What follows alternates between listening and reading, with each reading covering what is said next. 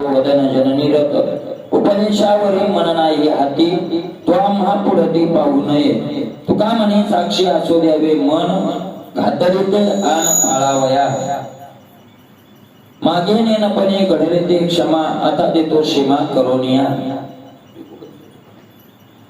जगद्गुरु तुकोबाराय या अभंगामधून आपल्याकडून जे काही मागे दोष घडले असतील त्या दोषाविषयी आपल्या मनात जर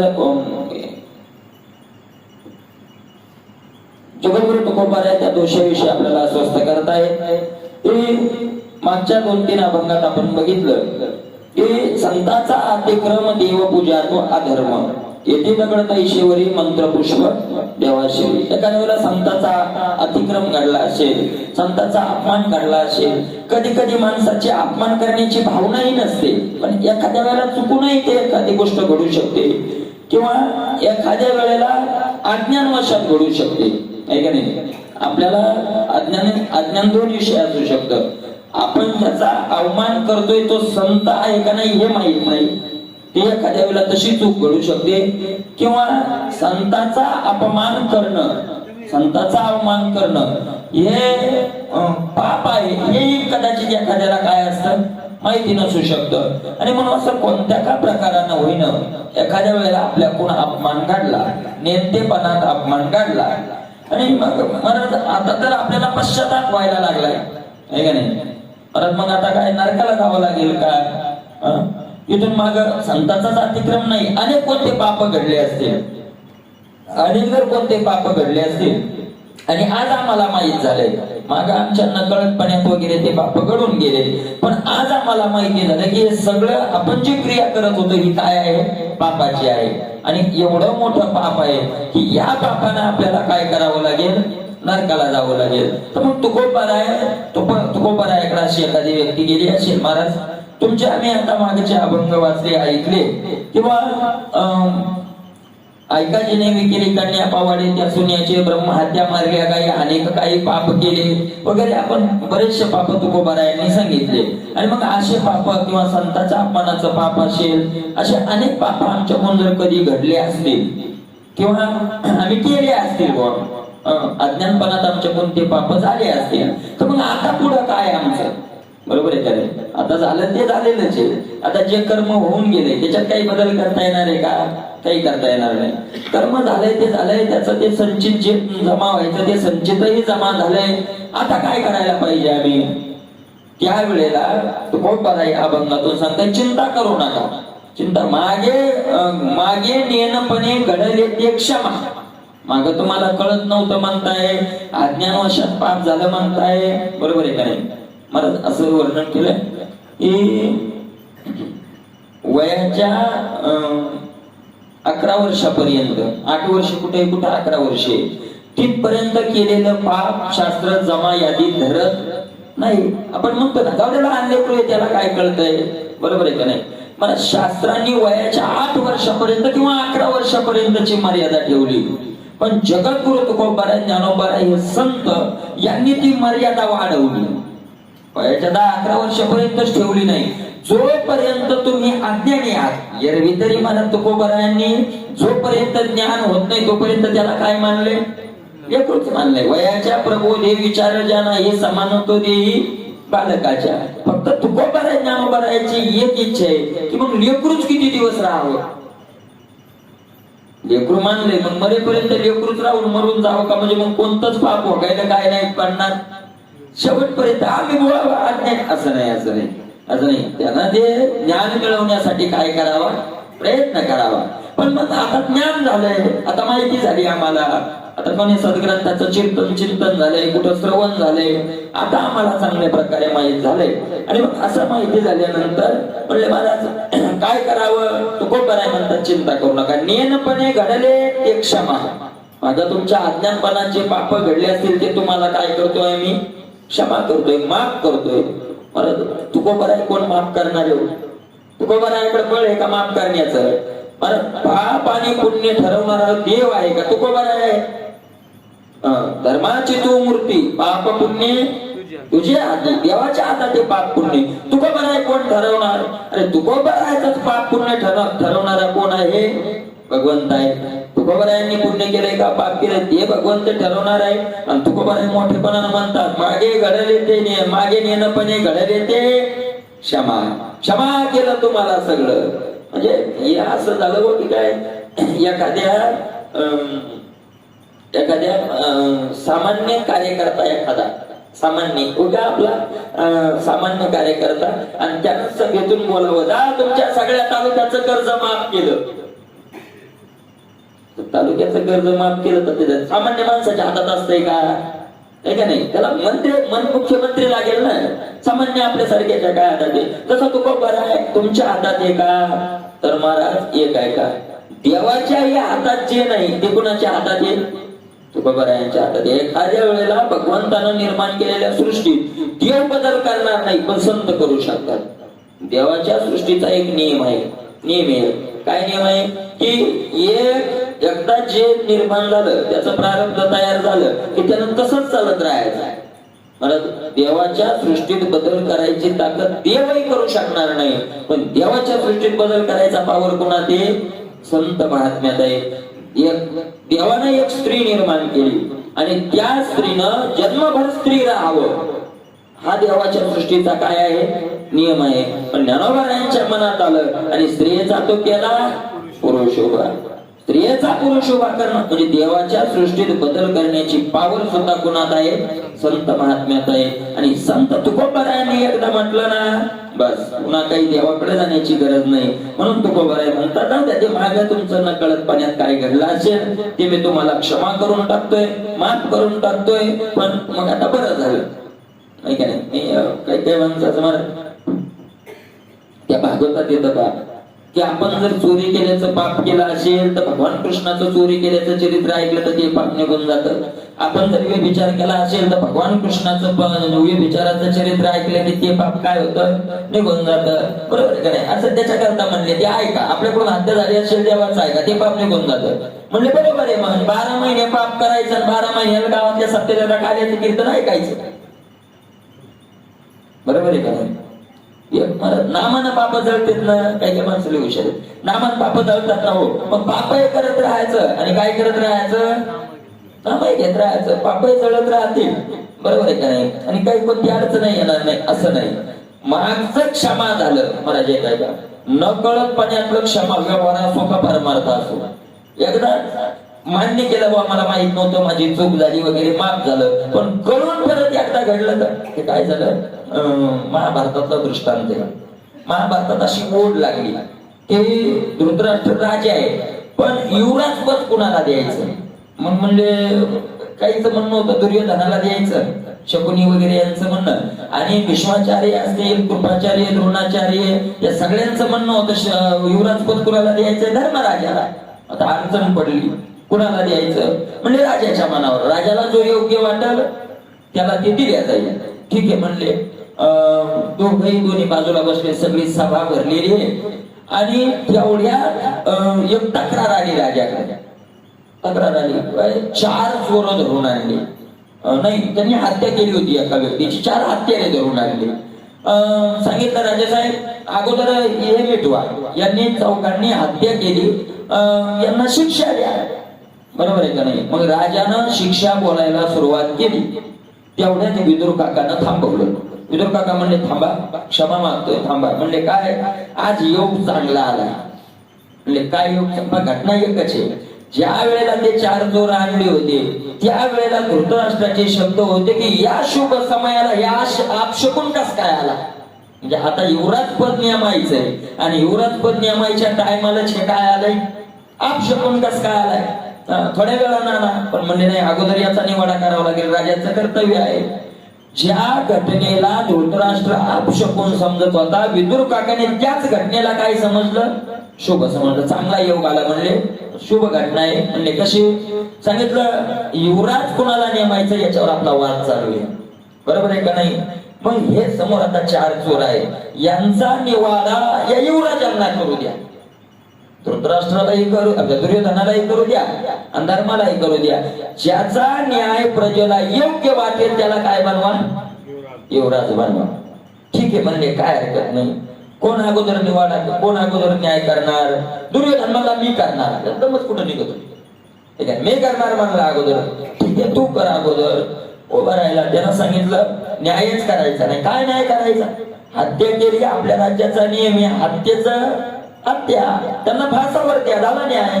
त्याच्यात काय विचार करायचा एवढा भारी? त्यांना म्हणले काय करा, फासावर देऊन टाका. त्या म्हणले फासावर त्यांना, झाला न्याय. लगेच त्या 2-4 जणांनी 7-8 जणांनी टाळ्या वाजवल्या. कर्ण शकुनी विकुनी त्यांनी टाळ्या वाजवल्या. ठीक आहे, धृतराष्ट्रानं सांगितलं जा, झाला न्याय म्हणे, द्या फासावर त्याला. विदुर काका म्हणे राजे चुकले का काय, तुम्ही विसरले का काय, अजून न्याय बाकी राहिलाय. कोणाचा? धर्माचा. तो म्हणला त्याच्यात न्यायच काय राहिला, आता फासावर द्यायचं सांगितलं, न्याय झाला म्हणले नाही. धर्मराजा तू न्याय मान्य आहे का नाही विचारावं लागेल. विचारलं धर्मराजाचं, तर मला मान्य नाही तू न्याय.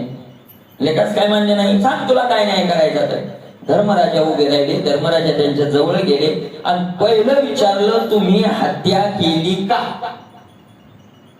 यानं काही विचार पुसत नाही, डायरेक्ट काय द्या, फासावर द्या. तुम्हाला गुन्हा कबूल आहे का? गुन्हा कबूल नसेल तर मग पुरावे मागावे लागतील, बरोबर आहे का नाही? गुन्हा कबूल तर असेल, त्यांनी सांगितलं आम्हाला गुन्हा कबूल आहे, आम्ही हत्या केली. ठीक आहे म्हणे, काय हरकत नाही. मग तुमची वर्ण सांगा, वर्ण सांगा. एकाने सांगितलं मी शूद्र आहे, एकाने सांगितलं मी वैश्य आहे, एकाने सांगितलं मी क्षत्रिय, आणि एक म्हणला मी ब्राह्मण आहे. म्हणजे 4 वर्णाचे 4 आहेत. मग धर्मराजाने सांगितलं एक काम करा, शूद्राला 4 वर्षे जेला टाका, वैश्य त्याला 8 वर्ष टाका, आणि जो क्षत्रिय आहे त्याला 16 वर्ष टाका, आणि ब्राह्मणाला मी दंड देण्याचा अधिकारी नाही. ब्राह्मणाला दंड देण्याचं काम कुलगुरू असलेले कृपाचार्य करतील. कृपाचार्य. मग विचारलं ब्राह्मणाला तू का दंड देऊ शकत नाही? त्यांनी सांगितलं, तिथं ते उत्तर महत्वाचे. त्यांनी सांगितलं शूद्राचा अपराध क्षुल्लक आहे, जरी हत्या आहे, एकच क्रिया आहे. शकुनी निर्मल्य असं न्याय असतो, कारण एकच गुणांचा उघालच्या अर्थ नाही. शूद्राचा अपराध क्षुल्लक आहे, त्याला काही कळत नाही. त्याच्यापेक्षा थोडा ज्ञानी वैश्य आहे म्हणून त्याला डबल दंड. मला क्षत्रियानं समाजाचं रक्षण करावं, तो हत्या करायला म्हणून त्याला दंड डबल. आणि ब्राह्मणाचा गुन्हा त्याच्याही पेक्षा भयान आहे, कारण ब्राह्मण ग्रंथाचा अध्ययन करणार आहे, आणि ब्राह्मण ग्रंथाचा अध्ययन करणारा असल्यामुळे त्याला दंड मी काय द्यावा, तो दंडच कमी वाटायला आहे. त्याला जरी फाशीची सजा दिली तरी ती मला काय वाटायला लागली, कमी वाटायला लागली. कशामुळं? कळून करायला येतो. हे नेमकेपणात असतील, यांना हत्याचा काय दोष माहित नसेल, पण ब्राह्मणाला तो दोष काय आहे माहिती आहे. तसं तुकोबाराय म्हणतात, नेनपणे घडले क्षमा. त्या अज्ञानीपणात घडला असेल तुमच्याकडून तर काय झालं, क्षमा करतो. आता चालायचं नाही, एकदा क्षमा केली, आता तुम्हाला कळायला लागला, आता चालायचं नाही. आता देतो सीमा करून या, आता मात्र तुम्हाला मी मर्यादा घालून देणार आहे. याच्यानंतर तुम्हाला आता कळाल्याच्या नंतर जर तुम्ही मर्यादेच्या बाहेर गेले तर मग क्षमा नाही, मग डबल पाप लागणार. मग काय लागणार? डबल पाप लागणार. कितीतरी कथा आहेत महाराज. ते ऋषी होते, त्यांना सुळावर दिलं होतं राजाने. काय त्यांचं नाव होतं? ते सुळाचंच पाणी झालं. त्यांनी मग धर्मराजाला शाप दिला आणि धर्मराजाची विदुर काका झाली. मांडवी ऋषी, मांडवी ऋषी त्यांचं असंच झालं. त्या चोरांनी वगैरे राजाची चोरी केली आणि चोरी करून पळाले. ते सेवक धरतील म्हणून मांडवी ऋषीच्या आश्रमात धन ठेवलं, चोर पळून गेले आणि मांडवी ऋषी ध्यान करत. चोरांनी पाहिलं तर ते मांडवी ऋषीच्या आश्रमात धन सापडलं. त्यांनी पाहिलं तर म्हणले महाराज हा चोर आहे बुद्धिमान, म्हणजे चोराचा राजा मालक, की चोरांनी चोरी करून आणावी याच्या जवळ ठेवावी. साधूचा वेश घेऊन दुसऱ्या दिवशी राजाच्या दरबारात हजर. मांडवी ऋषी काही बोलले नाही. परत त्यांनी सांगितलं बुद्धिमानासह पकडलं, यांच्या त्या आश्रमात माल मिळालाय.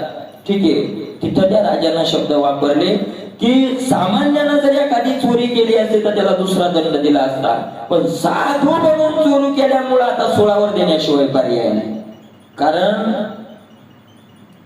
जाणता म्हणून काय केलेली आहे, चोरी केली म्हणून सोळावर वगैरे दिलं होतं. मला मागे नेणपणे घडले, चौद्या घडले ते घडले, पण आता देतो सीमा करून या. माऊली असंच म्हणतात, तो आधी जरी दुराचारी तरी सर्वोत्तमची अधिकारी. आधी जरी दुराचारी, अगोदरचा दुराचारी चालतो, नंतर दुराचारपणा चालत नाही. यांचा एक आवड आहे बघा, चोखोबा राहायचा. खटनट यावी, खटनट यावी, यावे खटनट, पण शुद्ध होऊन जावे. येताना कसे चालतात? दवाखान्यात येताना रोगी येत असतो का निरोगी येत असतो? निरोगी कशाने? रोगीच येत असतो. मला डॉक्टरनं रोग्याला विश्वासानं आत घ्यावं का रोग्याचा चिडकारा करावा? तुला ताप आलेला आहे, मग ताप राहिले कस करा? रोग्याला आत घ्यावं का रोग्याला रोग घालून आत बोलवावं? मग परमार्थात व्यसनी लोक घ्यावेत का व्यसन घालून या मानावं? ताकद पाहिजे ना तेवढी. आपल्याकडे पावर नसलं म्हणजे आपण त्याचा चिडकारा करतो. अरे त्यांना घ्यावं. आणि त्या मला वामन भाऊच्या जीवनातले उदाहरण आपल्याला माहिती. वामन भाऊ म्हणजे शापदपी शरादपी महात्मा, बरोबर आहे का नाही? त्यांच्या तिथे एक पाटील होती, म्हणजे खूप मोठं श्रीमंत मराठी माणूस, खूप मोठा माणूस, जमीन बिमीन, पण ते प्यायला लागायचं त्यांना. आणि वामन भाऊच्या पाहिलं रॅली करून दिंडी निघाली तिथून, तिथं गेले त्याच्या घरी. ते मुक्कामाला दिंडी होती. चला म्हणजे पाटील पंढरपूरला. ते म्हणे होय येतो म्हणे, पण आपल्याला बियायला लागते. कोणाला म्हणे? ते वामन भाऊला. आता भाऊ मला संत काही एकदम शापच देत सुटलेली नसतात. जसा प्रसंग आला ठीक आहे म्हणणे, चला कोणाला म्हणू नका, मी तुम्हाला पुरवणार. दररोज संध्याकाळी लागते ना, संध्याकाळी कीर्तन झाले की दररोज तुम्हाला जेवढी लागते तेवढी दारू द्या. चला म्हणले, त्यावर काय करायचं आपल्याला, भेटायला ना, चला तर चला. निघले महाराज. भाऊनी पहिल्या दिवशी दुसऱ्या दिवशी दिली मिळली. आणि दररोज भाऊचं कीर्तन असायचं. तिसऱ्या दिवशी भाऊनं काय केलं, की पुढे बसेल राहायचे, मोठा माणूस पुढे बसेल राहायचे. भाऊ म्हणजे अरे तेव्हा माझ्याकडून आज एक चूक झाली, कीर्तन संपत झाल्यावर एक चूक झाली. आमच्या पाटलाला कीर्तन झालं की दारू लागतील, मी आज आणून ठेवायचं विसरलोय. तर कोणीतरी तुम्हाला जर कुठं भेटत असेल तर तुम्ही एकदा काय करा, आणून द्या, आणून द्या. मला कीर्तन झालं. कीर्तन झाल्यावर भाऊ गेले, पाय धरली. म्हणलं भाऊ लयचा अपमान झाला गो, आता तुम्ही कीर्तनातून कशाला बोलले? म्हणजे सोडून द्या, अपमान झाला तर दिली सोडून. झाला वारकरी माणूस, बरोबर आहे की नाही? संत कशा प्रकारे नथुराम बाबाचे आणि तसे काय आहे उदाहरण, बरोबर आहे का नाही? काय अर्थ नाही. खटनट यावे, येताना खटनट चालतील, पण जाताना शुद्ध होऊन जावे. वक्ते बाबाचं एक वाक्य होतं. वक्ते बाबा म्हणले वहितात तर कोणी पेरण रे, कुठं काढून पेरणारा महाराज पाहिजे. वहितीत तर कोणी पेरणार आहे का नाही? आता वहितीचे महाराज, आता आपल्या इथं जे चालू आहे ते वहितीचे नाही, कुठं काढून पेरायचं का नाही? वहितीत नाही हो, पेरणारा कसा पाहिजे? मग खरा खरा शेतकरी कुठं काढून पेरणार पाहिजे? म्हणतो खरं खटनट यावे, खटनट यावे. येताना चालतात हो, पण जाताना शुद्ध होऊन जावे. जाताना मग मात्र निरोगी होऊन काय करावं, बाहेर पडावं. तसं तुकोबा नाही म्हणतात, जाऊ द्या मागे जे झालं ते झालं, आता या आता काही चिंता नाही, या म्हणले आता. पण आता देतो सीमा करून या, आता तुम्हाला मर्यादा काय करतोय मी, घालून देतोय. आता याच्यानंतर तुम्ही काही तसलं पाप करू द्यायचं नाही. कसलं? त्याचं एका पापाचं उत्तर एक महापाप आहे. त्या महापापापैकी एका पापाचा उल्लेख तुकोबारायांनी ध्रुवपदात पुढच्या दुसऱ्या चरणात केलाय. तुकोबाराय म्हणतात, परनारीचे जया घडेल गमन, दावितो वदन जननी रत. परनारीचे जया गमन घडेल, परस्त्रीचं ज्याला गमन घडेल, तो जर आमच्या पुढं पुन्हा मुग दाखवत असेल तर जननी रत. त्याला कोणतं पाप आहे ते? जननीशी, आपल्या आईशी रत झाल्याचं त्याला पाप लागणार आहे. तुकोबाराय म्हणतात, काय सांगणारा सांगत असतोय, बरोबर आहे का नाही? पण आता त्या सांगणाऱ्याकडून घ्यायचं का काय, घ्यायचं का नाही घ्यायचं, हे कोणाच्या हातात आहे? बरं, तुकोबारायांनी आपल्याला सांगितलं घ्यायचं का नाही, आपल्या हातात आहे. ज्ञानोबारायांनी सांगितलं घ्यायचं का नाही, आपल्या हातात आहे, बरोबर आहे का नाही? काय संत काय करणार आहेत शेवटी? तुकोबाराय म्हणतात, काय करू देवा ऐश नाही शक्ती दंडोनी पुढे ती वाटे लावू. ते राऊत बाबा एक उदाहरण सांगतात खाली. ते म्हणले एका माणसाचा सनई वाजवायचा धंदा होता. सनई लग्नात पहिल्या सनई बी नाही होत्या, डीजे बीजे काही नव्हते पहिल्या. तर सनई वाजवायचा धंदा होता आणि ते सनई वाजवायचा, मग त्याच्यावर त्याचं भागायचं बिचाऱ्याचं पोट. मग त्याला एकच पोरग होतं, शेत नाही काय नाही. मग त्याला वाटायचं आपल्या पोरांना काय करावं हे शिकावं, कारण आपण मेल्याच्या नंतर त्याला पोट भरायला काम येईल. पण ते पोराला काय होतं माहिती, सनई आवडत नव्हती. काय म्हणला ते वाजवा ते सनई, ते त्याला आवडायची नाही. मग त्यानं खूप वेळा सांगितलं मुलगा काय ऐकायला तयार नाही. बापात ताकद होती. एक दिवस बापानं घेतलं पोराला, धरलं, खाली पाडलं, छातीवर बसला आणि त्याच्या तोंडात काय घातली, सनई. आणि आता शिक्षण का नाही म्हणला, तेव्हा म्हणला बाबा छातीवर बसून तोंडाई सनई घालण्यात तुमच्या ताकद आहे मला माहिती आहे, तुम्ही ते केलंय, पण फुकायचं का नाही हे माझ्या हातात आहे ना. कारण सनई हवा फुकल्याशिवाय वाजणार नाही. फुकायचं का नाही माझ्या हातात आहे ना. तसं संतांनी आपल्याला शिव्या देऊन सांगितलं, छाताडावर बसवून सांगितलं, पण ते फुकायचं का नाही कुणाच्या हातात आहे, आपल्या हातात आहे का नाही. बरोबर आहे म्हणता, उपदेशावरी मन नाही हाती. उपदेश होतोय पण तो उपदेश पालन करण्याकरता हातात काय नाही, मन नाही. कारण उपदेश जरी झाला तरी तो उपदेश पालन करण्याकरता मन पक्क लागतं का नाही, ऐका नाही. उपदेश सोपा आहे, ऐकायला सोपा आहे आणि उपदेश सांगायला सुद्धा काय आहे, सोपा आहे. म्हणत पण ते पालन करायला काय आहे, अवघड आहे. म्हणून आहे आधी तो आम्हा पुढे ती पाहू नये. बरोबर आहे म्हणतात, असा व्यक्ती आमच्या पुढे दिसू नये, अशा व्यक्तीचं मुख आम्ही पाहू नये. मला आपण जो नियम केलाय, तुकोबारायांनी सांगितलंय, आपण जो नियम केलाय तो नियम पूर्ण करण्याकरता आपल्या मनाला साक्षीदार ठेवावं. तुका म्हणे साक्षी असू द्यावे मन, घातली ते आण पाळावया. आपण जो नियम आण घातली की जो नियम केलाय तो पाळण्याकरता दुसऱ्याला साक्षी ठेवू नये तर कुणाला साक्षी ठेवावं, आपल्या मनाला साक्षी ठेवावं, असं तुकोबाराय म्हणतात. मला तुकोबारायांनी काही पाप्याची लक्षणं पुढच्या अभंगातून सांगितली. सहज जीवनामध्ये संसार करत असताना पापी कुणाला म्हणावं, पुण्यवान कुणाला म्हणावं. मला पापाचं पुण्याचं असं आहे की दिसत नाही, बरोबर आहे का नाही, का दिसतंय कोणाजवळ किती पाप आणि किती पुण्य दिसतंय का, तर काही डिग्री नाही, ताप तपासायला तसं काय नाही. ते का बँकेतल्या पैशासाठी एंट्री मारून आणता येत नाही, असं पासबुक पाहिजे होतं.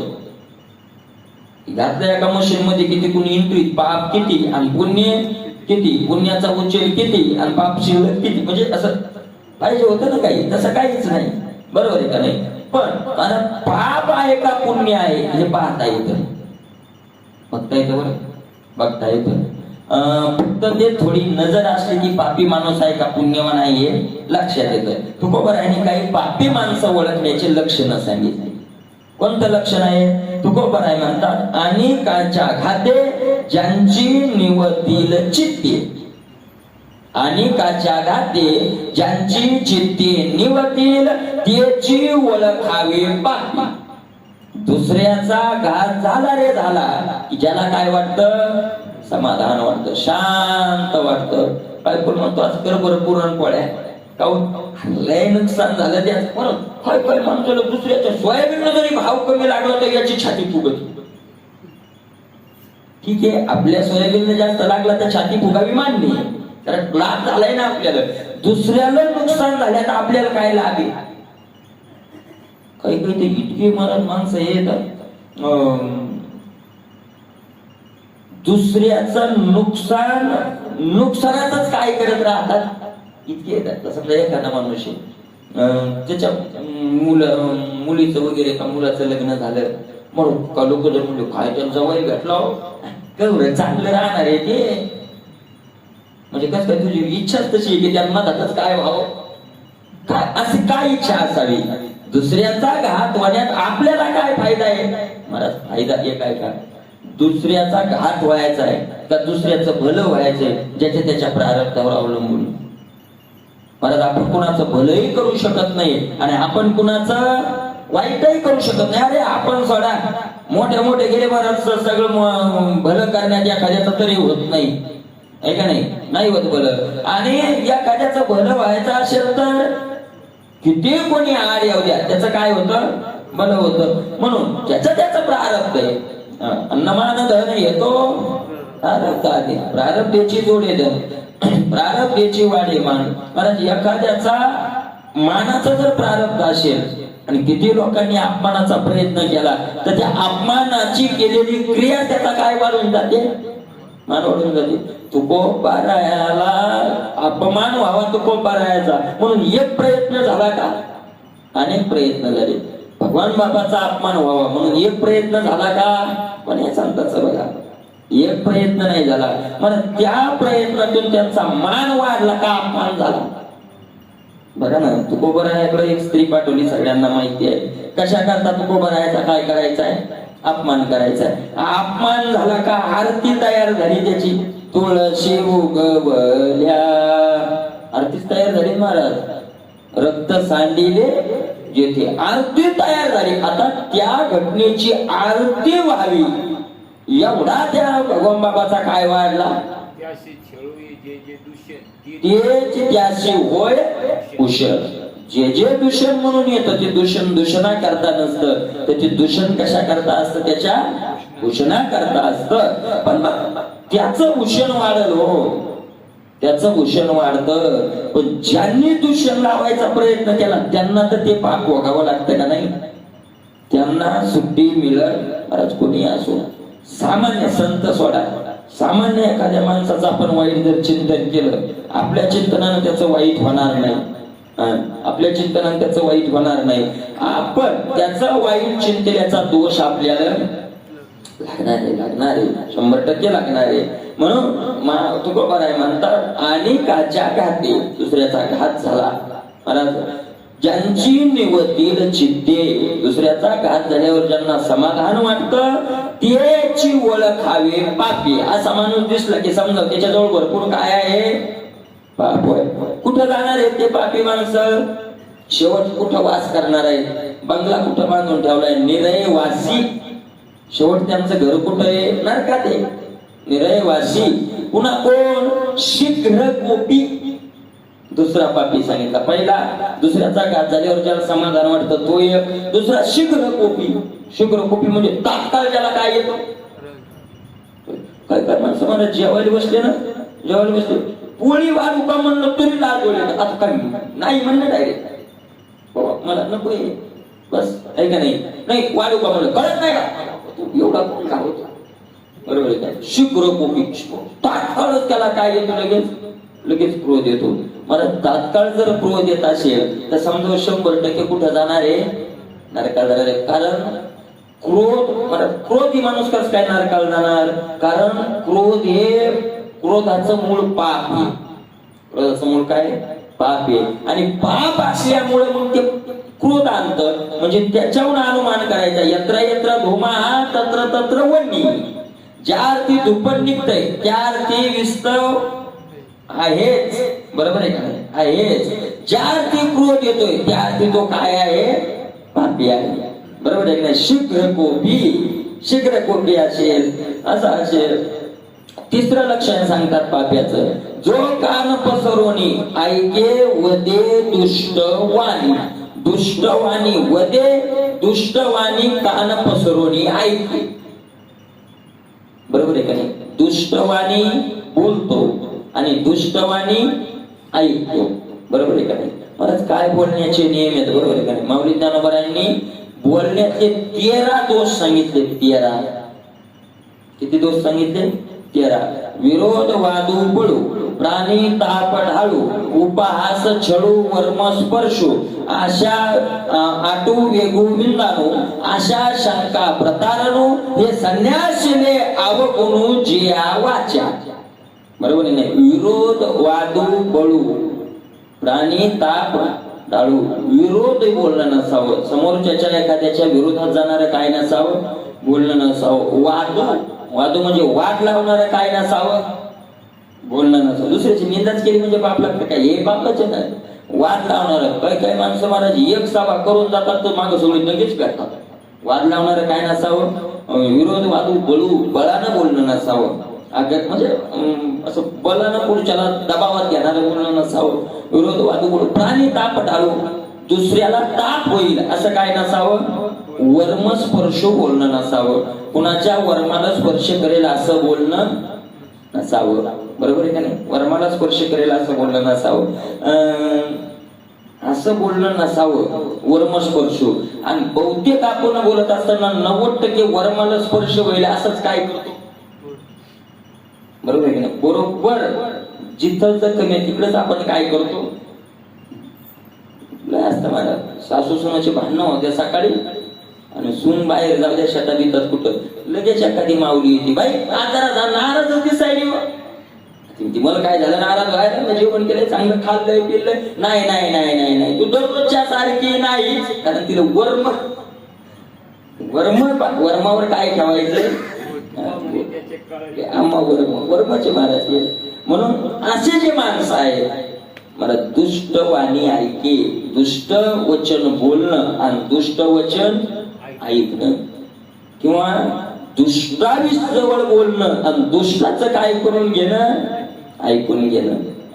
काय बहुतेक 99% 95% तरी आपल्या मागे जे हे लागतं ते बोलण्यानंच लागतात.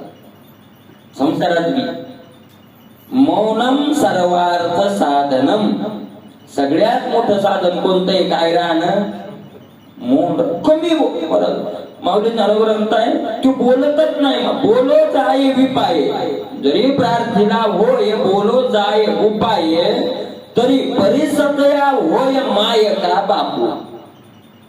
म्हणून बोलतच नाही. आणि कदाचित दुसऱ्यांनी आग्रह केल्यावर जर बोलायला लावलं तर ऐकणाऱ्याला असं वाटतं, महाराज माझी माय बोलायली का बाप, इतकं कोमल बोलणार. मुखे अमृताची वाणी, अमृत बाहेर साचाने मवाळ वितले आणि रसाळ, शब्द दैशे कल्लोळ अमृताचे. म्हणून बहुतेक पाप बोलण्यातूनही जास्त होतात. बोलणं जर टाळलं, बहुतेक करून बोलणं काय करावं, टाळावं. मला बोलणं टाळल्या जात नाही. हे काय का मौन धरावं का मौन व्हावं, मौन धरावं का मौन व्हावं, मौन व्हावं. मौन धरले, मौन धरलं मला काही काय मौन धरलेली माणसं असे दात खात्यात पुढच्या त्याच्या दिवस फक्त तू उद्या, आणि मग 2 दिवसाची कसर, नाही तर मग गेलं वही संगच अडचणीचे दार माझी पैस काय करावी ते बरोबर आहे. मौन व्हावं, आणि मौन व्हायचं असेल तर साधन लागतं. मला बोलण्याची इच्छाच होऊ नये, कोणालाच बोलण्याची आपल्याला काय होऊ नये, इच्छाच होऊ नये. आणि इच्छा न होण्याकरता तेवढं काय करावं लागेल, साधन करावं लागेल. बरोबर आहे की नाही? महाराज व्यसन सोडावं का व्यसन सुटावं?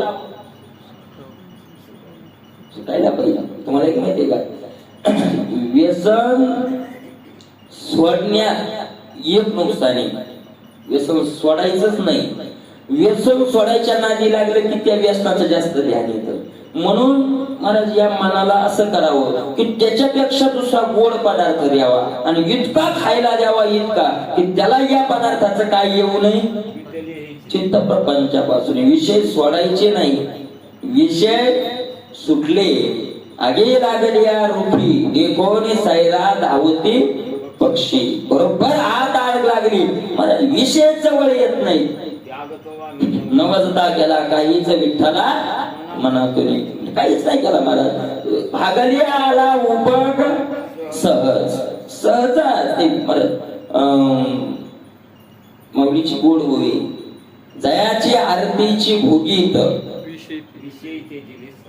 विषय तेजिले नाही, विषयी तेजिले संत, दया लागी विरक्त वनवासी. एवढी देवाच्या भोगण्याची इच्छा प्रबल धरली त्यांनी, आवड धरली की विषयाला त्यांनी नाही टाकलं, विषयांनी त्यांना टाकलं. विषयी तेजिले संत, विषय त्यांच्या जवळ द्या. काय फायदा आहे जवळ जाऊन, तो आपल्याकडे जर बघतच नसेल तर विषयानं काय विचार केला, कशा करता जायचं. विषयी तेजिले संत. म्हणून असं बोलत असताना बोलण्याचा खूप मोठा आहे. आणि म्हणून एकाग्रतेनं याच्यावर जर नामस्मरणात आवड लावली तर, पण मग आता काय होतं, इकडे आवड नसते, इकडे आवड नसते. बरं जाऊ द्या आता, ऐकणाराचं याचं ते कधी न ऐकणाराचं यांचं सोडूनच द्या. 24 तास सांगणाऱ्या समजा आम्ही कीर्तन झालं नाही करायच्या घरी मुक्कामास काम बसलो का होते तुमच्या गावातला महाराज कस काय तुला काय करायचं त्याच्यावर? कीर्तनाला आला, कीर्तन कर, रातभर झोप, भांड्या करू तर पाठ उठून जाय, कस काय? ते म्हणणं बरे आमचे महाराज काय बा मला नाही बरे वाटत. तुला कोण नाही बरे वाटत? तू आपला धुरा कोरला द्यायला का तुझ्या घरा शेजारी घरी द्यायचं का तुझ्या गावातला येतो महाराज दुसऱ्याच्या गावात केलं त्याला का त्या बिचाऱ्याचा अपमान करावा, का अपमान करावा? बरोबर आहे का नाही? मग असं काही ते कारण त्याचं कारण आहे, त्याचं कारण आहे काय? ज्याच्या मुळात आवड कीर्तनाची नाहीच. मुळात आवड कशाची आहे? काय म्हणत लोक एकदा पांगरे शिवाजी दादाचं कीर्तन होतं ना, सांगितलं होतं मागं तुम्हाला. शिवाजी दादाचं कीर्तन होतं, आम्ही गेलो, कमांडर गाडी होती, 15 जण गेलो. आपल्या इथं कीर्तन झालं होतं आजोला. आणि गेल्यावर मग दादा असे एका रूम मध्ये बसले होते, आम्ही गेलो, दर्शन घेतलं. एक माणूस म्हणे दादा काय कीर्तन झालं आमच्या गावात त्या दिवशी. अहो सप्ताह होत तर नाही, आज लोक फक्त चर्चा कशाची चालू आहे? तुमच्याच कीर्तनाची चालू आहे. काय लोकांना आवडलं दादा कीर्तन. दादा म्हणजे हा भंग कोणता होता? कीर्तन आवडलं पण हा भंग ते नाही आमच्या ध्यानात. दादा म्हणले बिना पाण्याच्या चप्प्या आणायच्या शिकू नका. त्यांची उद्धट भाषा होती. ते म्हणजे तिकडं तुम्हाला लयच नाद असेल ते उद्धट भाषेतच बोलले. लय नाद असेल म्हणजे तुम्हाला तर तुला दुसऱ्यांच्या चप्प्या जाऊन आणा, आमच्या नका आणू, आम्हाला परमार्थ करू द्या. परत इतकुस सुद्धा काय होत नाही, सहन होत नाही. आपण तर म्हणून असतो ते पुढे काय म्हणून लागले लोक. बरोबर आहे का नाही? परत झालं ना याला ना परमार्थ इचकला ना सगळं. बरोबर आहे का नाही? आणि म्हणून काय होतं त्याचं काय नुकसान होतं? मला त्याचं असं नुकसान होतं की होणारं साधन आपल्याकडून होत. मला शिवाजी दादाचं एक तुम्ही बघितलं, तुम्ही लक्ष दिलं की नाही माहित नाही. शिवाजी दादा येऊन बसले ना, कीर्तन चालवायच्या आधी तासाने येऊ द्या का 2 तासाने येऊ द्या, जास्तीत जास्त 4-2 शब्द बोलायचे नाही. शांत बसून राहायचे, नुसते आपले चिंतन करत बोलायचे नाही. लयच कधी बोलायचा आग्रह केला तर बरोबर आहे का नाही, थोडं बोलायचं. आणि मला काय नाही तर बडबड बडबड म्हणून. आणि मग बोलता बोलता दोष होतातच. जास्त बोलायची ज्याला सवय त्याच्या बोलण्यातून काय होतात? दोष होतातच. जास्त बोलणारा माणूस बहुतेक करून लबाड बोलतो, कारण खऱ्या गोष्टी कौरपूर्ती. बरोबर आहे की नाही? मग एकदा असं झालं इकडे तसं झालं, तिकडे तसं झालं, एकदा हे झालं आणि एकदा ते झालं. महाराज काही काही माणसाच्या इतकं ध्यानात आमचं म्हातारा सांगणार माझ्या जन्माच्या आणल्यासाठी असं झालं, तर त्याच्या मागचं सांग आज्याच्या आणल्यासारखं काय करायचं घेण्या देण्याची. एकदा असं झालं बसलं की सुरू लगे एकदा काय झालं, आणि एकदा काय झालं नाही आज काय झालं ते बघा ना. आज काय आपण बरोबर महाराज साधून वर्तमानात जगावं. म्हणते ज्याला परमार्थ सफल करायचा आहे त्यांना भविष्यातही जगू नये, भूतकाळातही जगू नये. कशात जगावं? वर्तमानात जगावं. या क्षणाला नाम निघलं पाहिजे, बस पुढचं माहित नाही, मागचंही माहित नाही. मागे घडण काय असेल ते असेल, पुढं काय होईल ते होईल. आम्ही विष्णुदाचे देव घ्यावाचे ते होणार ते होते प्रारब्धाची. महाराज मूर्ख भूतकाळात जगतो, मूर्ख भूतकाळात जगतो. अर्धावट ज्ञानी भविष्य काळासाठी जगतो, आणि पूर्ण ज्ञानी फक्त कशात जगतो? वर्तमानात जगतो. मूर्ख फक्त वर्तमानात जगतो, भूतकाळात जगतो. मागे असं एकदा आम्ही असं केलं, एकदा तसं केलं, आमच्या घरी एवढं होतं, आमचं तसं होतं, आमच्याकडे अशी बैल होते, एकाचं नाव हे होतं, एकाचं नाव ते होतं, अवताला पळायचे, एका याच्या संग फाईट घेतली. हे खेळली काय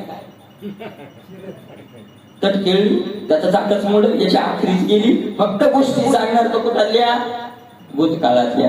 अर्धवट ज्ञानी आलं पुढचं कसं, आज केलं तर पुढचं कसं. म्हणजे त्याला ज्ञान पुढचं कोणतं आहे? अर्धावट ज्ञानी येतो, पुढचा विचार करणार अर्धावट. आणि पूर्ण ज्ञानी असेल तो आजही पाहत नाही, उद्याही पाहत नाही, कालही पाहत नाही. या क्षणाला काय एक आहे का ज्याचा हा क्षण पुण्याचा आहे त्याचं भविष्य निश्चित पुण्यवान आहे. कारण भविष्य चिंतेवर अवलंबून नाही, भविष्य आजच्या वर्तमान चाललेल्यावर अवलंबून आहे. ज्याचा वर्तमान चांगला आहे त्याचं भविष्य चांगलंच आहे. ज्याचा वर्तमान चांगला नाही त्याचं भविष्य दयाच्या आईक दड नाही, दयाचे परत्रपुसशी काय. अरे ज्याचा आई म्हणजे वर्तमान, त्याचा वर्तमान धडाचं नाही, त्याचा भविष्याचं काय सांगायचं काय म्हणतो गोबर आहे म्हणतात माऊली म्हणताय. आणि म्हणून वर्तमान आनंदात ज्याचा जात असेल त्याचं भविष्य कशात जातं, नामस्मरणात ज्याचा वर्तमान जात असेल त्याचं भविष्यही आनंदातच जातं. आणि वर्तमान जर दुष्टपणात जात असेल तर मग किती दुष्टपणात गेला तरी महाराजांनी एक दुसरा असेल, तुम्ही काय करा एक दिवस सकाळी निर्णय घ्या, अनुभव करून पहा, निर्णय घ्या बघा सकाळी एक दिवस की आज दिवसभर फक्त गाथाच वाचायचा, 1-2 दिवस असं निर्णय घ्यायचा की घरच उघडायचं नाही, फक्त दिवसभर काय वाचायचा, गाथाच वाचायचा. महाराज गाथा घेतला, अर्धा तास 10 मिनिटं अर्धा तास लक्ष देऊन जर वाचायला लागले उद्धारा करता आपल्याला 10-20 मिनिटं अर्धा तास झाले की लगेच मन भविष्याच्या चिंता उभ्या करतोय. आपण जर वाचत बसलो तर मग लोक तो सोयाबीन पाणी द्यायचे आणि समजा त्याने दिलं आणि नाही पाणी आला मग आपली काय होईल, वाढून जाईल. काही ना काही भविष्याच्या चिंता दाखवतो आणि दुष्ट वाणी करत बसा, आठवण येते का, भविष्याची येत नाही, कोणतीच येत नाही. कारण मन आपला शत्रूचे, शत्रू हे महाराज ज्याला आपण मित्र म्हणतोय ते आपला काय आहे, शत्रू. हिताशी जे निके ते सदाच या इंद्रियाशी दुःखे. महाराज जे आपल्या हिताचे तिथं तिथे भीती घालतो बघा, आणि जिथं आणि तिथं असं सहकार्य करतो. जिथं पाप होणारे महाराज निश्चित समजा मन जर उत्साहानं सहकार्य करत असेल साधनात सुरुवातीला, जर मन उत्साहानं सहकार्य करत असेल तर समजा आपलं साधन चुकीच्या दृष्टीने चाललंय. कसं काय सहकार्य करत महाराज, अनंत जन्माची त्याला सवय लागलेली आहे, खालारा धावे आणि बरोबर आहे का नाही. म्हणून पण असे काही काही साधक आहे तुकोबाराय म्हणतात जरी तिकडे गेलं तरी सुद्धा त्याला वळवून आणणं गरजेचं आहे. पण असे जर आणत नसतील आणि कान पसरून ऐकत असतील, कान पसरून जो कान पसरून ऐके व दे, ऐकत असेल बोलत असेल दुष्ट वचन ऐकत असेल दुष्ट बोलत असेल तरी तो कथेची ओळखावे पापी. त्यांना काय ओळखावं, ती कशी आहे, पापी आहेत असं ओळखावं. तुका म्हणे भांडा धीर नाही ज्याच्या तोंडा, हा एक पाप्याचं लक्षण सांगितलं. 4-5 लक्षण पाप्याचे सांगितले. हा एक पापी आहे ज्याच्या तोंडा भांडा धीर नाही, ज्याच्या तोंडा भांडा, ज्याच्या तोंडाला भांडणाला दमच नाही. तोंडाला नुसतं काय करत राहणार, भांडणच करत राहणार. मला काही काही माणसाचं उपजताची ज्ञानी भांडणाचे वर्म मला जन्मल्यापासून मरेपर्यंत मग गेल्यावर लोक म्हणते पा ओ बिचाऱ्याचं जीवन कटकटीतच गेलं. लय हाऊस महाराज काही काही भांडायची, उठल्यापासून काय करतील, जीवन लावतील. बरी अशा माणसाचे ते सुख भोगत नाही आणि जवळच्या नाही आनंद भोगू देत नाही. महाराज लोक कस काय भोगू देतील, बरोबर आहे का नाही. तुकोबारायांनी सांगितलंय अशा लोकांपासून जर आनंद भोगायचा असेल तर तुका म्हणे त्यागे बिन चुकीचे ना भोगे. सरळ अशा लोकांचा त्याग करायचा, नाही तर आपल्याला भोग भोगल्याशिवाय चुकावं लागणार नाही, बरोबर का नाही. भांडा ज्याच्या तोंडात धैर्य नाही, भांडत असताना 24 तास ज्याच्या तोंडाला धैर्य राहत नाही, सारखा भांडत राहतो, त्याची ओळखावे पापी. अशा माणसाला डिग्री लावायची गरज नाही, 100% ओळखावे पापी आहेत आणि कुठं जाणार आहेत तर नरकात जाणारे आहेत महाराज. म्हणून असे पाप आता आमच्याकडून झाले. तुकोबारायांनी पापी सांगितलं वगैरे, आम्ही दुसऱ्याची निंदा केली, दुसऱ्याची चेष्टा केली, आम्हाला राग येतो, आम्ही दुसऱ्याची दुष्ट वचन कानानं ऐकलं, आम्ही बोललं, आम्ही भांडणे केले, अनेक प्रकारचे पाप आमच्याकडून झाले. आता घालवायचेत ना आम्हाला पाप, काय करायचे आम्हाला लक्षात यायलंय का नाही यार. पाप काय करायचे आता, घालवायचे का नाही घालवायचे, घालवायचे पाप. तुम्हाला मला सगळ्यांना काय करायचं, आपले पाप घालवायचे. मग तुकोबाराय आम्हाला उपाय सांगा. झालंय ते झालंय, आता केलं त्याला काय बोलायचे. पाप घालवायचा उपाय सांगा. तुकोबाराय उपाय सांगता. तुका म्हणे जपे वायू सुता जाती पापे. वायू सुता जपे तुका म्हणे पापे जाती. पापे जाती तुकोबाराय होतात पापे जाती. पण कसे जाती? वायू सुता जपे जाती. वायू सुताचा जर जप केला, वायू सुत म्हणजे वाऱ्याचा सुत का? वायू सुत म्हणजे हनुमंतराय. सुत म्हणजे मुलगा. जो वायूचा काय पवन कुमार, वाऱ्याचा जो काय वायू सुत, वायूचा जो वायू नंदन, असे जे हनुमंतराय आहेत त्या हनुमंतरायाचा काय करा? जप करा. जप करा. तुमचे काय जातील? पाप जातील. कोणत्या हनुमंतराया? कोणते? काय कीर्ती आहे त्यांची? काही सांगा ना मला. त्यांची कीर्ती काय आहे सांगा ना.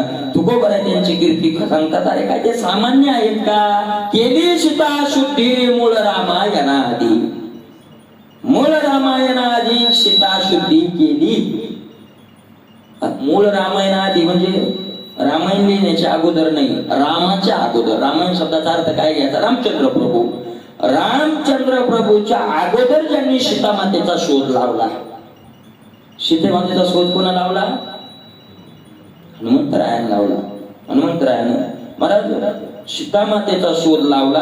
आणि ज्यांनी रामचंद्र प्रभूच्या काय लावला? अगोदर लावला. महाराज रामचंद्र प्रभूला लंकेत जाण्याकरता सेतू बांधावा लागला. आणि करोने उड्डाण, हे बाबा उडी मारली की महाराज कुठं गेले? पहिल्यांतर लंकेत नाही म्हणे, डायरेक्ट कुठं गेले? एवढी लांब उडी पडली बुवा. 400 योजनचा समुद्र आहे ना, 400 योजन. त्या संपातीनं सांगितलं. संपाती होता जटायूचा मोठा भाऊ. संपाती समुद्राच्या कडेला. आणि संपातीनं सांगितलं, महाराज 1 महिन्याचा कालावधी दिला होता हनुमंतरायाने. काय झालं? ज्या वेळेला सगळे वानरांना बसवलं रामचंद्र प्रभूने आणि सांगितलं, हे बघा काही तुकड्या केल्या आणि वेगळ्या वेगळ्या दिशेला वेगळ्या वेगळ्या तुकड्या पाठवल्या. जा म्हणले सीतामातेचा शोध 1 महिन्याचा टाइम आहे, 1 महिन्यात शोध घेऊन या. सगळे गेले. हनुमंतरायाच्या तुकडीत काही महत्वाचे लोक होते, अंगद होते, सुग्रीव होते, बरोबर आहे का नाही, नळ नील वगैरे असे होते. निघाले ते निघाले. हनुमंतराय उभेच. म्हणजे हनुमंता काय संशय आहे का काही? म्हणजे सगळे गेले, तुम्ही का थांबले? ते म्हणले तेव्हा सगळे सीतामातेच्या शोधात गेले, पण याच्यात त्या सीता पाहिली कोण? मी सगळेच येतं, पण आम्ही कोण सीता पाहिलेली नाही. आणि मग कुणाला सीता समजायचं? समजा सीतामाता आमच्या समोर बी आली तर आम्ही नेमकं वळखायचं कशावरून? हे फक्त कोणाच्या लक्षात आलं? म्हणून बुद्धिमत्ता मोरिष्ठम. मंत्र काय आहे? बुद्धिमत्तामध्ये श्रेष्ठ आहे. मग अंगठी दिली, ते काही लक्षणं सांगितली, काही खानाखुणाही सांगितल्या, बरोबर आहे का नाही. आणि हनुमंतराय गेले. संपातीनं सांगितलं, मला इथून दिसतंय पण जाता येत नाही, कारण पंख जळालेली होती त्याची. सूर्याच्या अग्नी उष्णतेमुळं त्याचे काय जळालेले होते? पंख. त्यांना सांगितलं, मी जाऊ शकत नाही, पण तुम्ही जा. आणि मग हनुमंतराय गेले. मला ती सुरसा भेटली. सुरशेलाही दाखवलं हनुमंतरायाने मी काय असतो. लंकिनीला एका याच्यात तिच्या बुका एकच मारला तिच्या मस्तकावर. नाकातून तोंडातून काय आणलं? रक्त आणलं. थोडक्यात ठळक बातम्या, कारण रामायण आपल्याला माहितीच आहे. आणि महाराज गेले. जाऊन तिथं आरंभाला गेले तर त्या मंदोदरीलाच सीता समजलं. मारतो म्हणले, मला जिथं ठेवत नाही रावणाला. आपण बुद्धिमान असल्यामुळं मला बुद्धिमानानं सगळा सविस्तर जाणून मग त्याच्यावर प्रक्रिया द्यावी, बरोबर आहे का नाही. मग सगळी प्रक्रिया जाणली. मग त्याच्या लक्षात आलं. मग तिथून विभीषण घेतले. विभीषणाचं ते पाहिलं. तिथून मग सीतामातेचा शोध वगैरे लावला. आणि कुणाच्या अगोदर लावला? रामचंद्र प्रभूच्या अगोदर लावला. त्या हनुमंतराया केली सीता शुद्धी मूळ रामायणा आधी. ऐसा प्रतापी गहन. गहन पराक्रमी आहेत हनुमंतराय. गहन म्हणजे ज्यांच्या पराक्रमाची खोली सांगता येत. किती पराक्रम मोठा असेल माझा, किती पराक्रम असेल, बरोबर आहे का नाही. रावणाच्या लंकेत एकट्या शत्रूनं जाणं शक्य होतं का? हिंमत तरी करत होतं कोणी? अरे इंद्राने मला ब्रह्मदेव हिंमत नव्हता करत. रावण म्हणजे काय? ब्रह्मदेव म्हणे पुराण सांगायला होता. कुणाच्या घरी? पुराण सांगायला. रावण पुराण आणि पुराण सांगता सांगता एकदा डोकं दुखू लागलं त्याचं. की मला काय रे म्हणा बरण्या ब्रह्मदेवाला म्हणला त्याच गोष्टी सांगतो म्हणला. सुदामा ब्राह्मण दुःख दरिद्रे पिढीला आणि प्रल्हाद आकाराने अवतार केला. दुसऱ्या गोष्टी नाही का तुझ्याकडे तुम्ही पुराणात तेच लिहिले मी सांगू काय नाही म्हणणार डोकं दुखायला टाकतो. ब्रह्मदेवाला काय करावं दाबावं लागलं डोकं.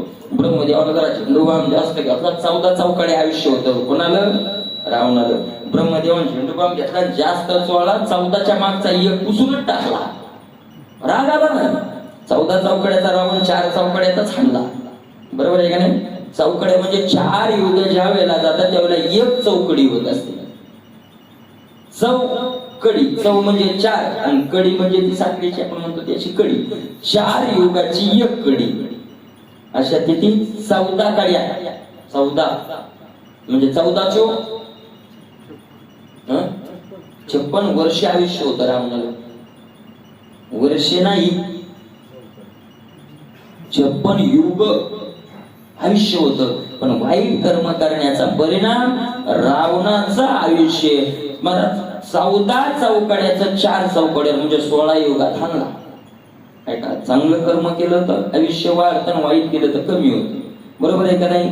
आणि मांडवी ऋषीला जन्मता 5 वर्षाचं आयुष्य होतं. 5 वर्षाचं. बाप भविष्यकार होते. बापाच्या लक्षात आलं 5 वर्षाचं आयुष्य. असं साधन सांगितलं महाराज की भगवान शंकरांना आशीर्वाद दिला. भगवान शंकराचं साधन सांगितलं. मरणाची वेळ त्यांना कळत होती. मांडवी ऋषीच्या वडिलाला मंडवी ऋषी त्यांचं नाव.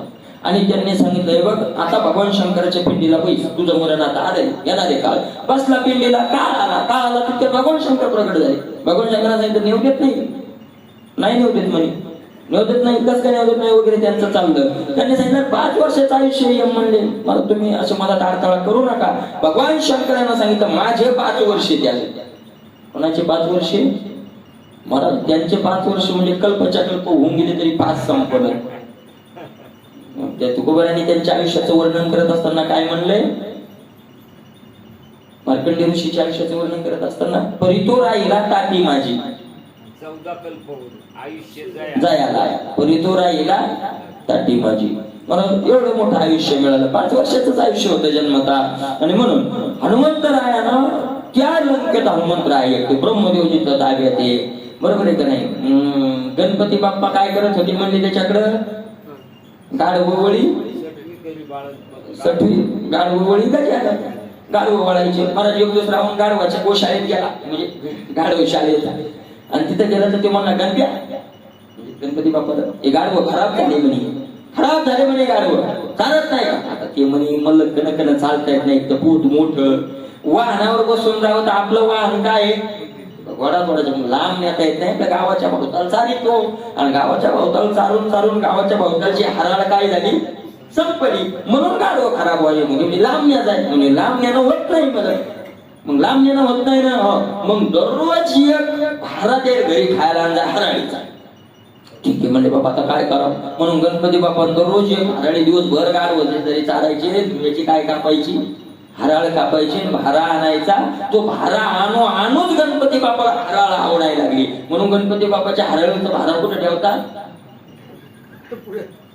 पुढे ठेवत नाही तर खरे डोक्यावर ठेवतात. कारण गणपती बाप्पाच्या डोक्यावर कोण ठेवलेला आहे तो हराळीचा भारा रावणाला. असं झालं महाराज. त्या खंडोबाचा दाढी करायला होता. खंडोबा दाढी करू लागले. एक दिवस दाढी करता करता थोडस लागलं असं थोडस लागलं रक्त निघलं. रागाला महाराज राग आला खंडोबालाच मारलं होता. देव आहे ना कसं केलं तर मारलं तिथे चापत नाही समाधान झालं. एक येळू हाता बाजूला पडेल. जे येळू उचलला दन दन दन दन 1 कोटी येळू मारली. किती 1 कोटी. तेव्हापासून येळकोट जे मल्हार येळू कोटी कोटी हल्ले गोवा.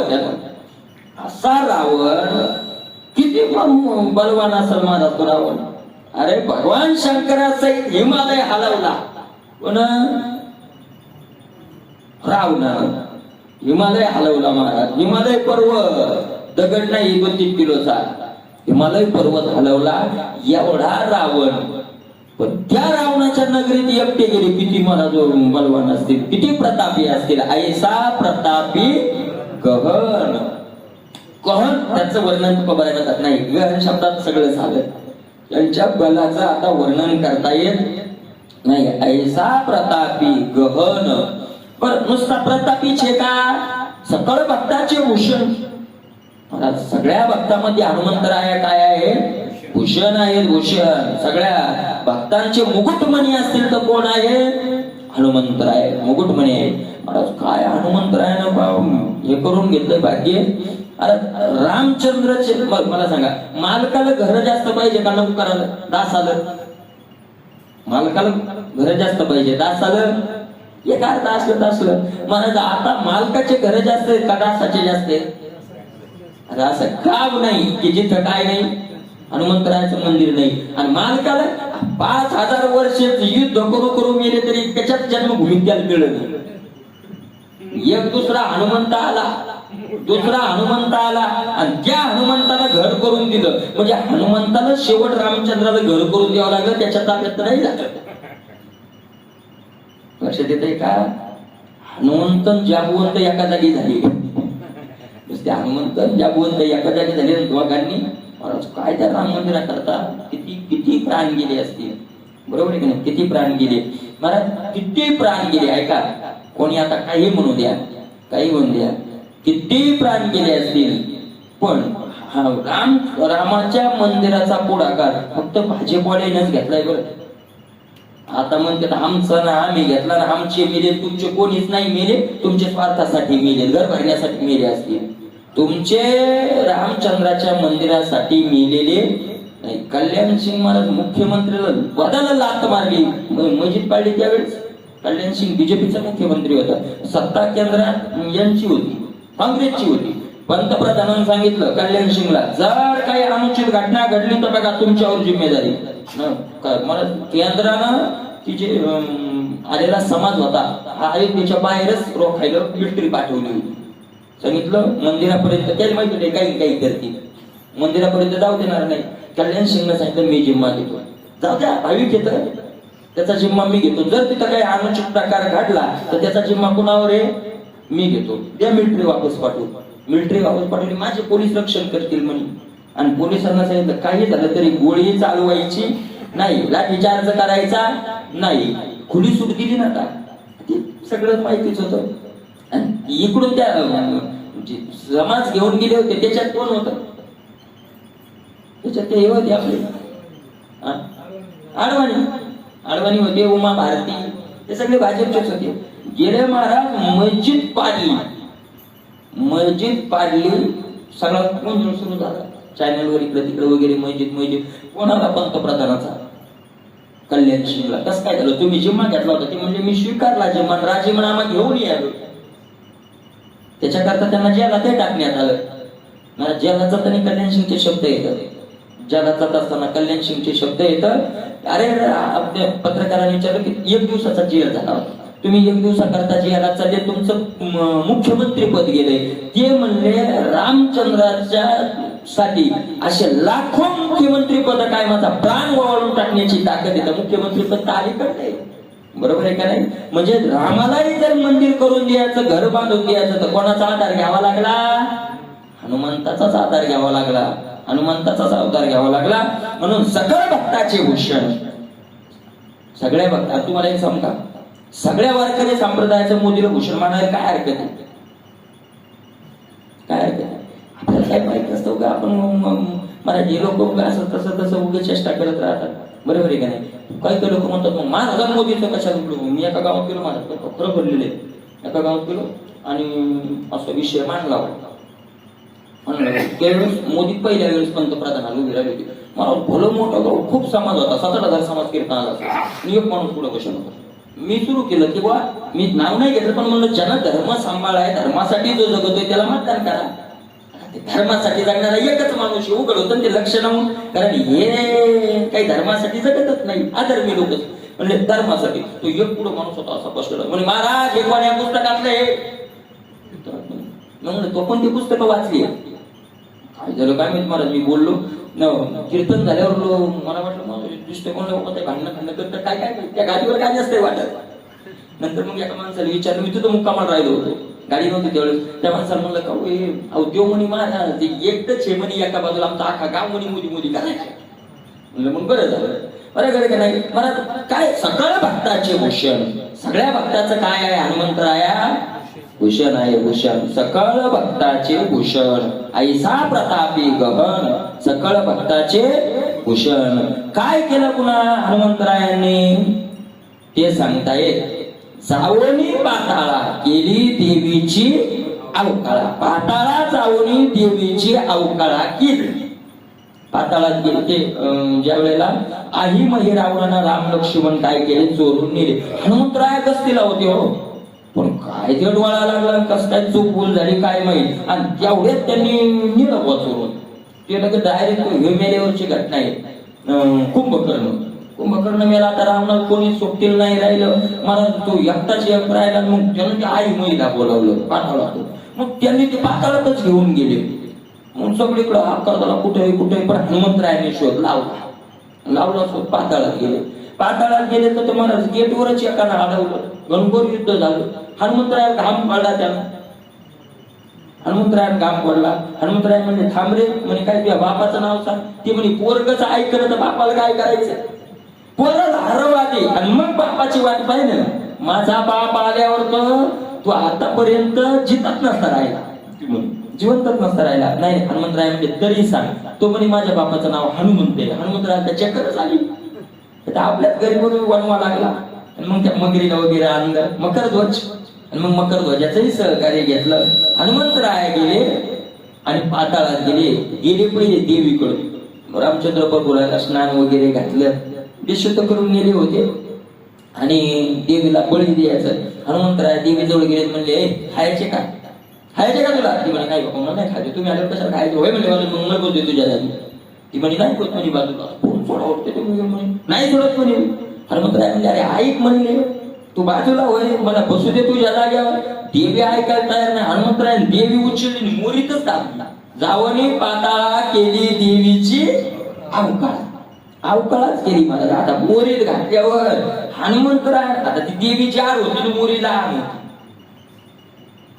यांनी घालताना दणक्यातच घातली, पण ती निघली कुठं ना, निघली नाही. किती बसली तिची झाली अवकाळा. ऐसा प्रतापी गण हनुमंतरायचं बरं. मग राम लक्ष्मण नेले आणले चोरून, म्हणजे राम लक्ष्मण चोरून नेले, यांनी वापस आणले. ऐसा प्रतापी गण, असा हनुमंतरायाचा प्रताप. हे सगळे चरण तिथं लावा, ऐसा प्रतापी गण.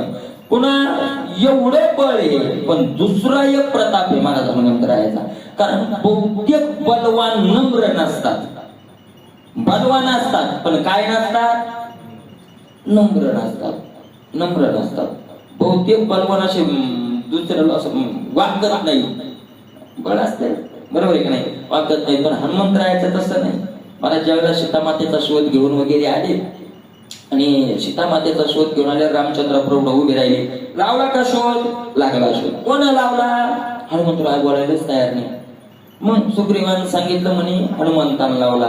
ते म्हणले नाही, मी दास आहे, मी सेवक आहे, माझी काय ताकद आहे. शोधला म्हणजे एवढी काय आहे, नम्रता आहे.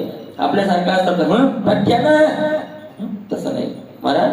किती नम्रता आहे. जोडून या कर उभा सन्मुख समोर, हात जोडून हनुमंतराया काय आहे, उभे आहे. रामचंद्र प्रभूचे एवढं बळ असून सुद्धा हा एक प्रतापच आहे. हा एक काय आहे, प्रतापच आहे. कारण बळ असून नम्र असणं हा मोठा काय आहे, प्रताप आहे. काय काय गोष्टी महाराज, दोन धर्म एका जागी नांदत नाही, बरोबर. नामदेव महाराजाचा एक अभंग आहे की धर्माने उदारे, असा एक मोठा अभंग चालाय. दुर्लभजी दातारा, हे सगळं काय अशा काही काही घटना काय आहे, दुर्लभ आहे महाराज. पण हनुमंतरायाकडे तसं दुर्लभ नाही. त्याच्यात हे एक दुर्लभ घेता येईल. काय दुर्लभ घेता येईल की अंगात बळ असून नम्र असणं, हे घटना काय आहे, दुर्लभ जी दातारा हे काय आहे, दुर्लभ आहे. आणि म्हणून पण हनुमंतराय मात्र दास म्हणून रामचंद्र प्रभूच्या पुढे उभे आहेत, उभा सन्मुख समोर. हा एक हनुमंतरायाचा प्रताप. आणि असे प्रतापी असलेले हनुमंतराया तुम्हाला जर पाप घालवायचे असतील तर यांचं काय करा, नामस्मरण करा, हनुमंतरायाचा जप करा. वायू सुता जाती पापे, वायू सुता जपे पापे जाती. पुन्हा काय हनुमंतरायाचे पराक्रम तुकोबाराय सांगतात. आता हे बाह्य पराक्रम झाली, बरोबर आहे की नाही. मला काही काही माणसात बाह्यचं बळ लय असतं पण आंतरबळ काय असतं, कमी असतं. आता बाहेरचं बळ असतं एक आहे का, बाहेरचं बळ नसलं तरी चालतं पण महत्वाचं बळ कोणतं आहे, अंतर्बळ आहे.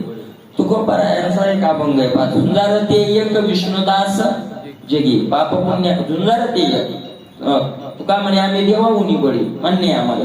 तुम्ही झुंजार आहात, तुम्ही योद्धा आहात, तुम्ही बलवान आहात, कशाहून समजावं आम्ही बलवान आहे. तुकोबाराय तुम्ही जर बलवान आहात, महाराज तुकोबारायचा त्या काला वाटू एकमेकाच्या. तुका म्हणे भूमंडळी आम्ही बळी वीरगाडी, आम्ही भूमंडळात वीर आहोत, गाडी वीर आहोत. कशाहून वीर समजावं. तुम्ही जर वीर असते तर मंबाजीला काठड्यानं मारलं, काय केलं तुम्ही, हातपाय दाबले ना त्याचे. नाथ महाराज जर झुंजार म्हणाले तर येऊन अंगावर इथून काला आणि त्याला पुन्हा प्रसाद दिला. तर त्याचं कारण आहे ते बाहेरचं बळ नाही सांगितलं, बाहेरचं बळ त्यांना शत्रू मानलंही नाही, त्यांनी जीवाला शत्रू मानलेलंच नाही.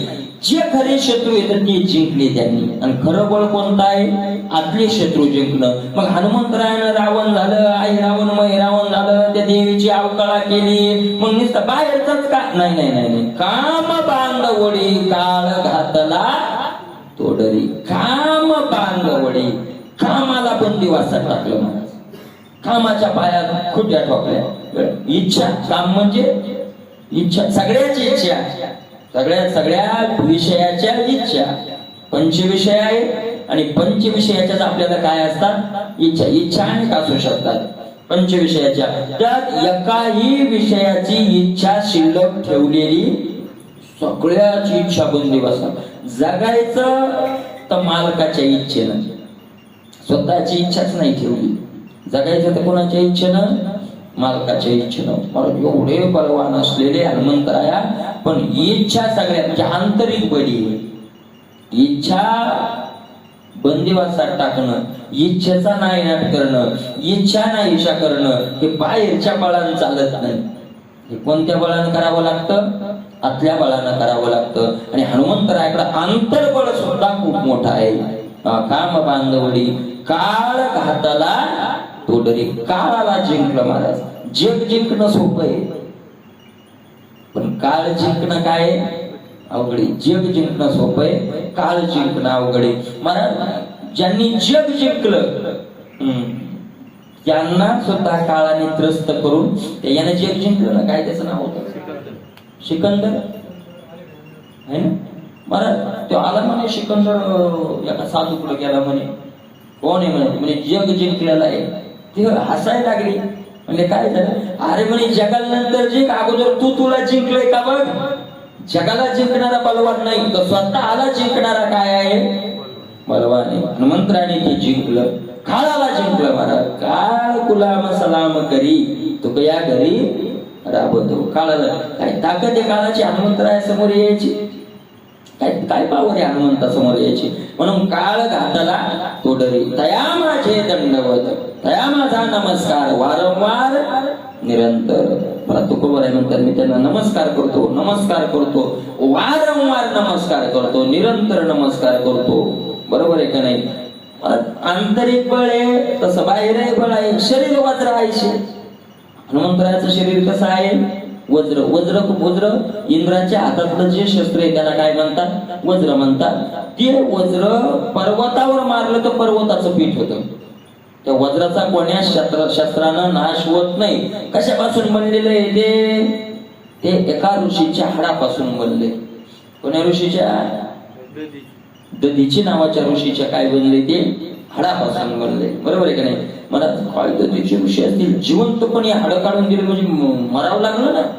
हाडं काढून दिले आणि ते खूप मोठा इतिहास आहे. ते सगळे देवाचे शस्त्र वगैरे त्यांनी खाल्ले, पाणी करून घेतलं होतं आणि म्हणून ते दिलं, त्याचं ते वज्र बनलेलं आहे. त्या वज्रासारखं हनुमंतरायाचं काय आहे, शरीर आहे. महाराज कोणतंच अस्त्र शस्त्र हनुमंतरायावर प्रयोग करत नाही. एवढंच नाही, हनुमान चालीसा जर म्हणलं तर आपल्यावरही महाराज कोणतंच जादूपणा हे काही प्रयोग करत नाही बरं का. ऐका, ज्याला ज्ञान मिळवायचंय त्यानं दिवसातून 7 वेळेला हनुमान चालीसेचा पाठ करायचा. जो सतबार पाठ करे कोई, सुटई बंदी महासुख होई. बंधनातून सुटून महासुख मिळवायचं असेल तर हनुमान चालीसेचा किती करायचा. एखादी इच्छा जर असेल, आता इच्छा असते एखादी संसारिक, एखादी जर इच्छा असेल तर मंगळवारी किंवा शनिवारी हनुमंतरायाच्या दरबारात स्नान करून यायचं, हनुमंतराया पुढे बसायचं आणि 108 वेळेला हनुमान चालीसेचा पाठ करायचा. निश्चित इच्छा पूर्ण होती. उठायचं नाही 108 वेळा पुस्तका. 108 किती टाइम लागतो ज्याच्या त्याच्या वाचण्याचा स्पीड आहे, बरोबर आहे. कोणी 5 मिनिटात घेईल तर कोणाला 15 मिनिटं लागतील. ज्याला जास्त वेळ बसायचं जमत नसेल त्याला घरी आधी चालू करती वाचायची प्रॅक्टिस करायची. म्हणजे प्रॅक्टिस केल्यावर हळूहळू स्पीड काय होत जातो, वाढत जातो. नंतर करायचं मंगळवारी किंवा शनिवारी वाचायला 5 मिनिटात हनुमान चालीसा होऊन जाते. जर जे हनुमान ज्ञान सागर जे कपिसती लोक उजागर रामदूत अतुलित बलधामांजन पुत्र पवनसुत नाम महावीर विक्रम बजरंगी सुमति निवार कुमंतिक संगी कंचन परिण विराज सुनेसा कानन कुंडल कुंचित केसा हात वज्र जो ध्वज विराजे कांदे मोजने साजे शंकर सोन केसरी नंदन तेज प्रताप महाजग वंदन भूत पिशाच निकट नाही आवे महावीर जगन्नाथ सुनावे नाशे रोग हरि सब विराज पत हनुमंत बलवीरा. काय झाले कान कान कान कान कान कान 5 मिनिटं लागत नाही. मग आधी काय करायची, त्याची प्रॅक्टिस करायची, बरोबर की नाही. मला 7 वेळेला ज्यानं जे दिवसभरात पाठ केला, भूत पिशाच निकट नाही यावे महावीर जब नासे रोग हरे सब पीरा जपत निरंतर हनुमंत बलवीरा. वीर असलेल्या बलवान असलेल्या हनुमंताला निरंतर जर जप केला तर नाशे रोग, रोगाचा काय होतो, नाश होतो. नाशे रोग हरे सब पीरा, सगळ्या पिढा काय होऊन जातात, हरवून जातात. आता मला माहित नाही नेमकं स्थान कुठे, मी एका महात्म्याच्या मुखातून ऐकलंय. आता आहे म्हणे आता सध्या ते स्थान उत्तर प्रदेश मध्ये. ज्यांनी सांगितलं त्या महात्म्याचा मोबाईल नंबर पण आहे आपल्याकडे. म्हणजे मी ज्यावेळेला वरून नाव गेलो, खूप मोठे महात्मा आहेत, राजेंद्र दासजी म्हणजे खूप मोठे महात्मा आहेत आणि त्यांचा नंबर मी त्यावेळेस आणलेला होता, तो नंबर बी आहे त्यांचा. तर त्यांनी सांगितलं, एक माणूस होता, भक्त होता आपला हनुमंतरायाचा, पण सामान्यतः आपलं दर्शन वगैरे करणार. त्याच्या पत्नीला कॅन्सर झाला आणि कॅन्सर झाल्यावर मला इतकी गरिबी होती की दवाखान्यात जाण्याची काय नाही, काय करावं. आता समज त्याच्या लक्षात आलं की आता ही वाचत नाही. मग त्यानं जंगलात एक हनुमंतरायाचं मंदिर होतं. मंदिर म्हणजे दगड ठेवलेला होता आणि तिथं तो अनुष्ठानाला बसला. किती दिवस, 3, 4, 5, 6 दिवस काय असतील तो बसला आणि हनुमंतराया प्रसन्न झाली. म्हणजे हनुमंतरायाने स्वप्नात वगैरे आकाशवाणीत सांगितलं की तू ज्या अपेक्षेनं बसलाय तिथे एक लिंबाचं झाड होतं, म्हणजे लिंबाच्या झाडाखाली हनुमंतराया सांगितलं, या लिंबाचा झाडाचा पाला घे, तो कूट आणि तो रस पिया दे, काय होऊन जाईल, तिची बिमारी जाईल. त्यानं दिला, तिचा कॅन्सर गेला आणि महाराज तिथून पुढे त्यानं ज्याला तो औषध द्यायला लागलाय त्याची बिमारी काय व्हायला लागली, जायला. आता त्यांनी राजेंद्र दासजींनी सांगितलं, मी आलो म्हणले तिथून जाऊ. त्यांनी सांगितलं, मी स्वतः त्या झाडाचा पाला पेलाय. म्हणजे त्यांना रोग झाला नव्हता, पण ते तिथला सेवक होता, तो म्हणला घ्या महाराज, याला होतही बी नाही असा म्हणे, आणि तो पेला म्हणे त्यांनी. तर तिथं सांगितलं, लोकांनी आता मोठं बांधकाम केलंय भाविकांनी, त्याला गुण आला वगैरे वगैरे. म्हणजे नासे रोग हरे सब पीरा जपत निरंतर हनुमंत बलबीरा. असं हनुमंतरायाचं शरीर वज्र आहे. शरीर कसं आहे, वज्रासारखं आहे. कवळी ब्रह्मांड जो पुच्छ, शेपटीचं शेवटी ताकद आहे महाराज. सगळं ब्रह्मांड शेपटीत गुंडाळायची पावर कोणात आहे, हनुमंतरायात.